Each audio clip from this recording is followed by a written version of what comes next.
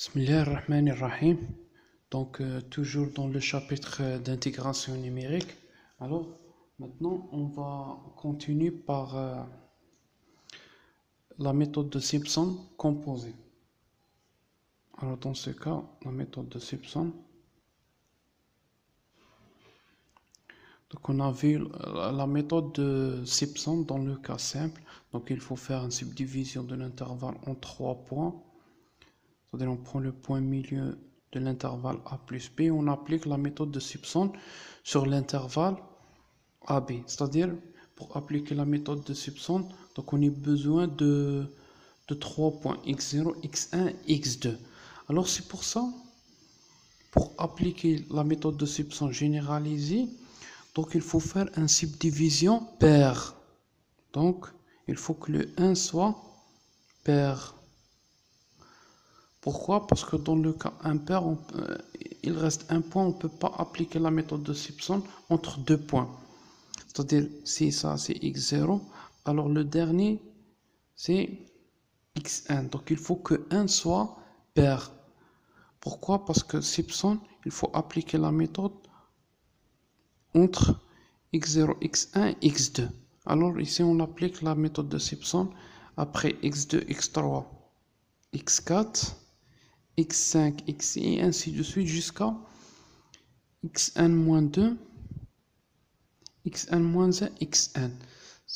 C'est-à-dire c'est ça la différence entre la méthode de Simpson composite et la méthode de trapèze composite. La différence c'est qu'il faut que 1 soit pair, mais par la méthode de trapèze, un pair, impair, donc quel que soit. Mais dans ce cas, il faut que 1 soit pair. Alors, la forme généralisée de la méthode de Simpson, donc l'intégrale de a, b, f de x est égale à peu près h divisé par 3, donc multiplié par f de x0, donc x0 en général est égal à a, plus 4 fois f de, donc les points impairs, on va le multiplier, on fait la somme multipliée par 4, et les points pairs, on le multiplie par 2, plus f de x1, le dernier, qui est b, donc ça c'est a, ça c'est b, x2k plus 1, c'est-à-dire les points d'interpolation impairs qui existent entre x0 et x1, et x2k, les points d'interpolation, c'est-à-dire comme x4, x6, les points pairs, qui existe entre x0 et x1. Donc on fait la somme multipliée par 2. Donc c'est ça la formule générale de la méthode de Simpson composite. Donc la différence c'est qu'il faut que 1 soit pair. Et h est égal, bien sûr c'est comme la méthode de trapèze, h est toujours égal p moins 1 divisé par n. C'est le nombre n, le nombre de subdivisions qui dans ce cas pair. Par exemple, si lorsque le nombre de subdivisions est égal à 10, alors h est égal à b moins 1 divisé par 10.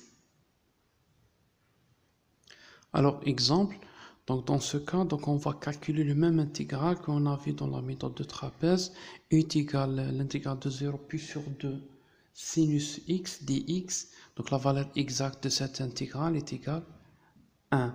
C'est l'intégrale de sinus et moins cosinus entre 0 pi sur 2 est égal à la valeur exacte. Alors, par la méthode de Simpson composite, on prend 1 est égal à 3. Ah. Donc, ici, il y a un problème. Pourquoi? Parce que le nombre de subdivisions soit pair. C'est-à-dire, on ne peut pas prendre 1 est égal à 3. Donc, c'est ça, le problème est mal posé. C'est-à-dire, on prend 1 est égal à 4. Alors, on prend 1 est égal à 4. Alors, dans ce cas, l'intégrale I est égal, d'après la méthode de Simpson, donc est égal à h. Alors, h, dans ce cas, est égal à b moins 1, c'est-à-dire pi sur 2 moins 0, divisé par le nombre de subdivisions qui est égal à 4. Ça, c'est h. Le tout divisé par 3. Elle est d'après la loi. Multiplié par... Alors maintenant, donc le premier point, c'est 0. Donc sinus 0. Donc on sait que du point entre 0 et pi sur 2, lorsqu'on fait une subdivision de 4, c'est-à-dire le point milieu c'est pi sur 4, ici c'est pi sur 8, et ici c'est 3pi sur 8. Alors ça c'est x0, x1, x2, x3, x4. Alors on applique deux fois la méthode de substance, c'est-à-dire sur cet intervalle et sur cet intervalle. Ici c'est possible, pourquoi? Parce que n est pair. Alors les points impairs qui existent entre dans les points d'interpolation, c'est x1 et x3. C'est-à-dire ici, on fait plus 4 multiplié par les points impairs. Donc chez moi, les points impairs, c'est sinus pi sur 8 plus sinus 3pi sur 8.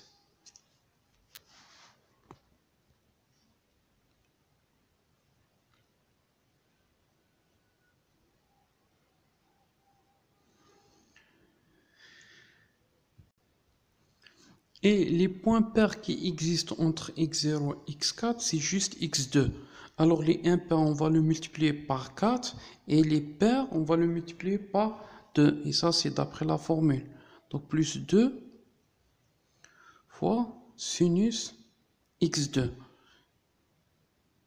Et puis sur 4 plus le dernier point. Donc ici, c'est les impairs, ici les pairs, plus le dernier point, les x4. Donc plus sinus pi sur 2. Alors, dans ce cas, on trouve i est égal à peu près 1,0001,346. Alors, la valeur exacte est égale à 1. Donc, vous voyez que ici l'erreur c'est inférieur, strictement inférieur à 10 à la puissance moins 3. Donc, juste une subdivision de 4, on a une erreur de 10 à la puissance moins 3. Donc vous voyez l'efficacité de cette méthode par rapport à la méthode de trapèze, même subdivision. Donc la méthode de trapèze, l'erreur inférieure à 10 à la puissance moins 2. Mais dans ce cas, on voit que la vitesse de convergence vers la solution est plus grande. Alors l'erreur absolue de la méthode de Simpson, donc E de Simpson, donc inférieur est égal B moins 1, c'est les extrémités de l'intervalle à la puissance 5 divisé par 180 fois 1 à la puissance 4 multiplié par le sup de la quatrième dérivée de la fonction f. C'est-à-dire dans ce cas, il faut que f soit de classe C4 sur l'intervalle AB. Donc on voit que si n est plus grand, alors 1 à la puissance 4 il devient plus grand, donc c'est pour ça l'erreur absolue et converge plus vite vers 0. Et cette inégalité nous permet de calculer le nombre de subdivisions.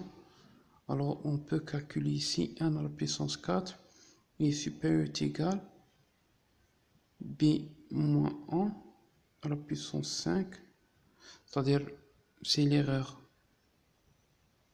inférieur est égal à epsilon. On peut calculer le nombre de subdivisions nécessaires pour que l'erreur absolue inférieure est égale à epsilon. Alors divisé par 180 epsilon multiplié par le sup de la valeur absolue de la quatrième dérivée sur l'intervalle bien sûr AB. Alors cette inégalité, donc 1 est égal à la racine quatrième de cette valeur et on prend la partie entière plus 1. Alors, exemple, calculer le nombre de subdivisions conséquent. Alors, calculer le nombre de subdivisions 1, c'est lorsque, par la méthode de substitution composite avec epsilon est égal à 10 à la puissance moins 3, pour calculer l'intégrale de 0 pi sur 2 sinus x. Alors, premièrement, donc on va calculer donc la quatrième dérivée. Donc ici, la fonction f de x, c'est sinus x. Donc la quatrième dérivée de x, c'est donc sinus x. Donc le sup de la quatrième dérivée de x sur l'intervalle 0 puis sur 2 est égal à 1. Donc d'après la formule, donc 1 à la puissance 4 est supérieur ou égal, alors pi moins 1, c'est-à-dire pi sur 2 moins 0 à la puissance 5 divisé par